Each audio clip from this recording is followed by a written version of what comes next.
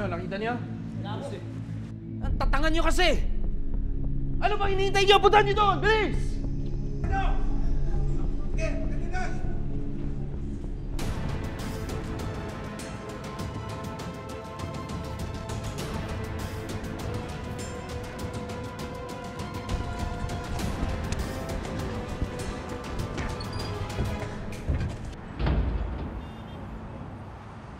Bakit baka pwede mo naman kami matulungan? Kapatid niya kasi nawawala eh. Ito. Ito ha. Napanood ko sa isang vlog. Yung pinatay na reporter, may nangyayari doon na kababalagan dyan sa Bulaluhan. Dyan sa Pineda, sabi niya, may mga dinudukot daw na babae, tapos kinukulong sa bodega. Ewan ko kung totoo.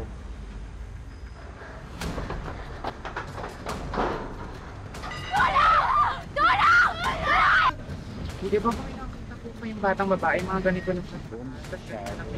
Hindi lang po kami hindi mo napansin? Oo.